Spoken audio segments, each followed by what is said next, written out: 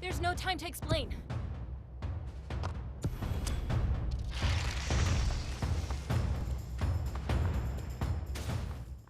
Hello again, I am Blunty. This is the closed beta 2 of Elyon, an upcoming open-world action combat MMO coming out of HAHAH Games, developed by Bluehole Studios under the Crafton Company, who are, amongst other things, also responsible via subsidiaries for things like Terra and PlayerUnknown Battlegrounds, and a fistful of other games you're far less likely to have heard of if you're just an average gamer. It's gone through a few name changes over the years of development as well. You may have heard it being referred to as Project W, or a little later on, Ascent Infinite Realms, but now, Elyon. This video will be my first impressions of Elyon, not a full-on detailed review. I know very little about it going in, as quite frankly, as far as action combat open world MMOs due for release next month go, my attention has been far more heavily focused on New World. For good reason, I frickin' love that thing already and it's not even out. My time with Elyon did not start strong, by the way, with the launcher itself crashing before the install was even complete, and then it refused to start the game at all. The play button was completely unresponsive, and then, after I restarted, the play button worked, but it launched, and then it told me it wasn't updated, despite having literally just finished installing it fresh. So again, I restarted the launcher. This time it patched, and yep, it refused to acknowledge the play button again. Another restart, and it finally managed to load. But from what I've heard about this game already through various other sources I keep my ear to the ground for MMO news and such, there's been a lot of criticism thrown at the game already.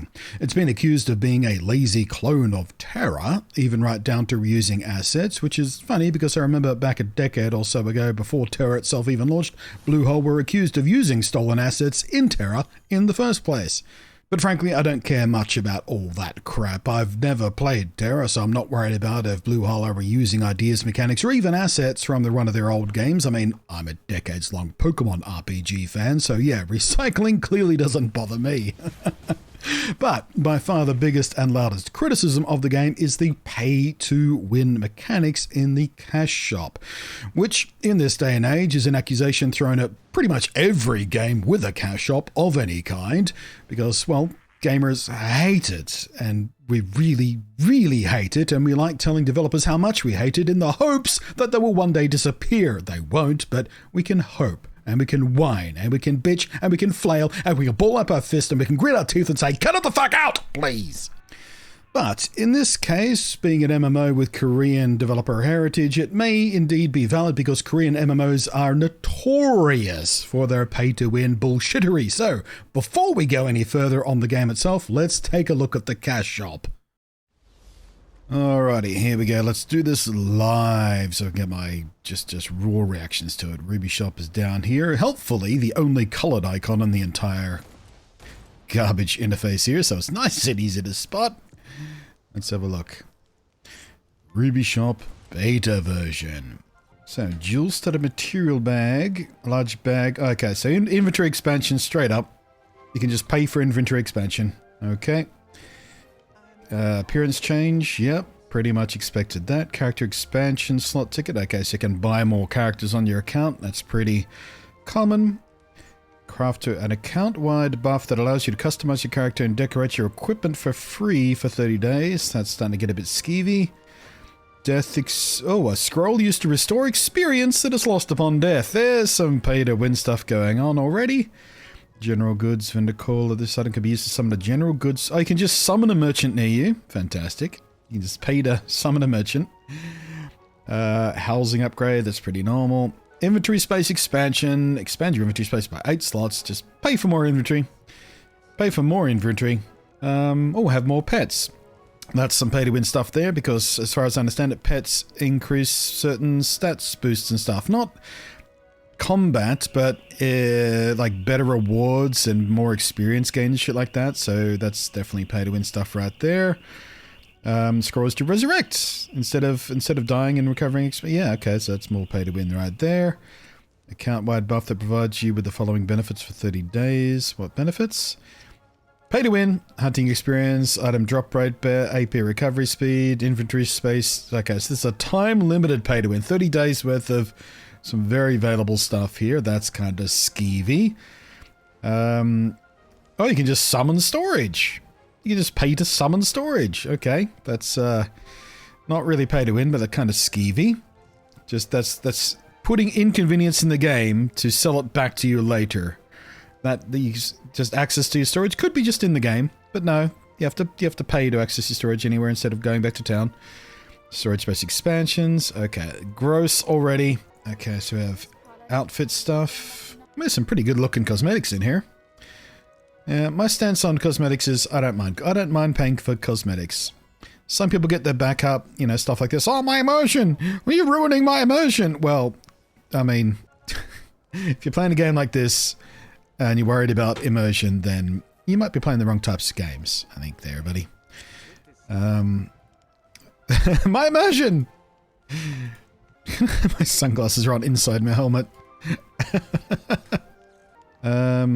Oh, my immersion! Oh, my immersion! It's literally one of those little self-balancing so-called hoverboard things. My immersion! It's just a flat-out motorcycle.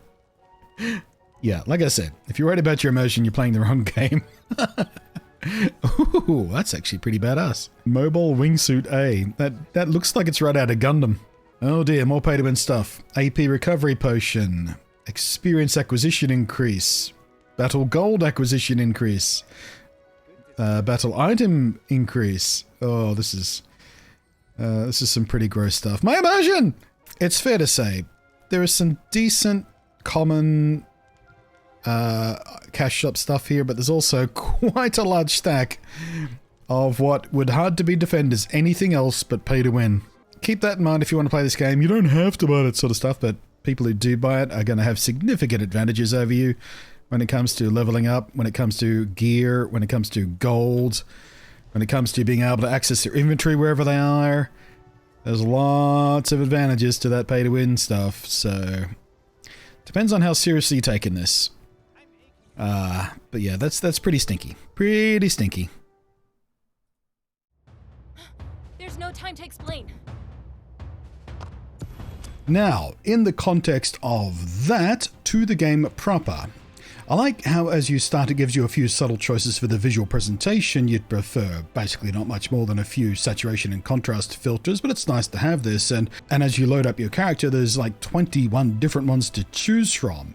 There's a faction choice, of course. There's a bit of lore here, but it's pretty cookie cutter stuff. There's one side who are going after some sort of super duper ultimate power to stomp the incompetent other guys. The other side who are rebels, want peace and order and for everyone to have some chocolate milk and a biscuit.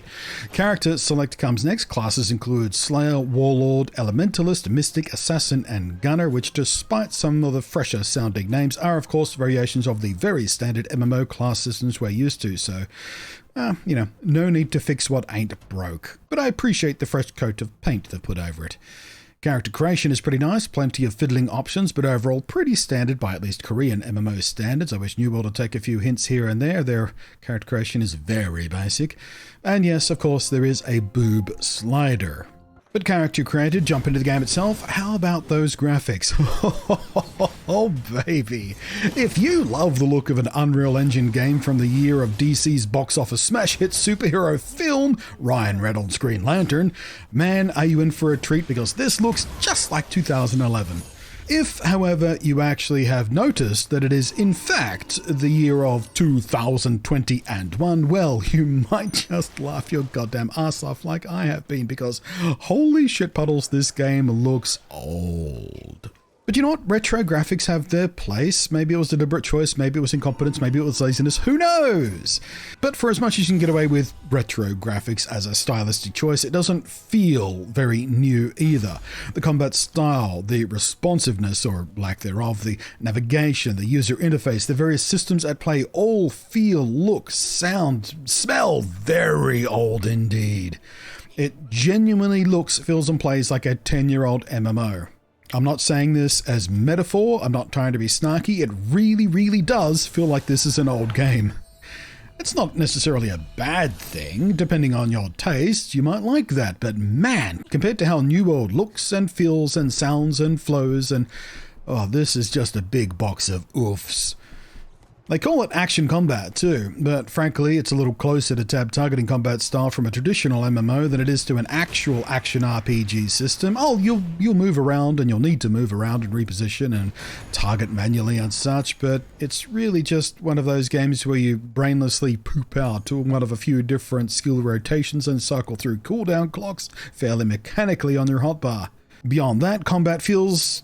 well, actually, it doesn't feel. There's a massive disconnect between animations, effects, and action. Nothing feels like it connects. Nothing feels impactful or real. There's just no real reaction system at play. It's not without challenge. I died exactly once getting up to level 30, but it's pretty damn boring if what you expected from an action combat game was, well, an action combat system that feels like it came from this century. Combat is sluggish, awkward, brain-dead, and vapid. Movement is all those same things. It's, frankly, dull. The skills do look cool, and there's a pretty deep system for nailing together some interesting build variety, and you can even save presets so you can quickly swap out your build for PvP play or PvE or dungeon running, so that's really quite nice. Outside of that, there's a lot of overlapping and clumsy feeling systems, a lot of which in one way or another can and will connect to the cash shop, of course. The sound design is similarly dated, the music is often weirdly out of place for the moment-to-moment action, the main quest dialogue is only a third voiced. Like, I'm not talking about a third of the characters are voiced. I'm talking literally every character who has voiced lines only says a third of the dialogue. They only read out the first line of 3 or 4 lines of dialogue for every stage as you're tabbing through the dialogue interface. And every time you end a dialogue sequence, you have to come out, wait for the game to register you've progressed that part of the quest, and then you go back into the dialogue system again. And sometimes this happens 3 or 4 times in a row. It's really clumsy and really old feeling and really quite bad. The sound mixing is all over the place too. Some characters are decently acted and quite good. Some are way too quiet to even hear, even after I turned down the background music level by half. Others are some of the most awkwardly wooden deliveries I've ever heard. It's all over the damn shop. Some of it feels like placeholder stuff, and some of it is mixed like it was in alpha, not a beta with a month to go before release. And I absolutely hate the UI. So many menus and submenus and convoluted chains of action. This game desperately needed a polish pass long before it was this close to release.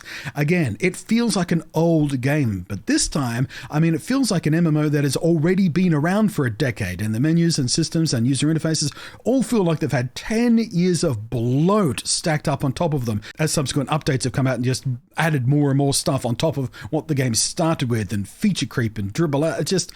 It's bad. Now, all of that said, I think there's a decent time sink here of what you're after is something quite a lot worse than New World and way, way, way better than Bless Unleashed, which I also recently tried, in that case on a live stream. All my criticisms aside, I can see this game holding a decently active player base. There will be people who will gravitate towards this and just sink into it rather brainlessly while watching episodes of The Simpsons on their other screen or something. Just because I find myself bored out of my brain after just a few hours of playing it doesn't mean everybody will be. But I would be very, very wary of the cash shop shenaniganry. Korean MMOs, again, are notorious for being really greasy with this crap. As bad as some Western developers are, the Koreans are worse.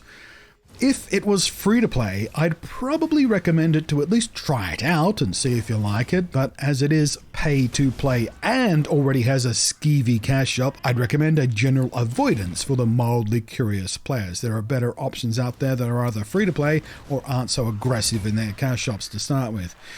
The buy-in is only about 30 American smackaroos, with of course more expensive options with some prepaid pay-to-win consumables stacked in there as well. I'm not saying avoid at all costs, there might be something here for a lot of players, but so long as you go in with your eyes open and knowing exactly what's here, there might be something worthwhile for certain MMO players. Me, however, I will be waiting for New World still, and I would highly recommend the rest of you do as well, because it is a much better game and actually feels like it's coming out this year instead of 10 years ago and people forgot about it somehow.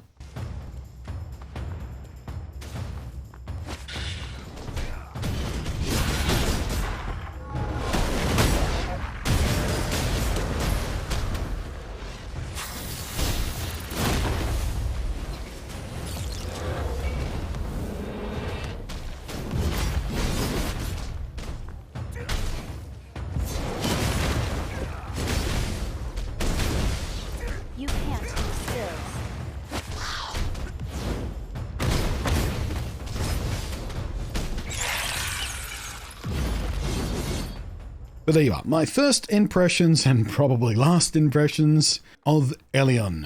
Thank you very much for watching. I am Blunty. Hope this has been useful and or entertaining and or interesting. Thank you as always to the patrons scrolling up above there, whose above and beyond support is spectacular and certainly a lot better than this game is. Thank you for watching. I am Blunty. I will catch you next time.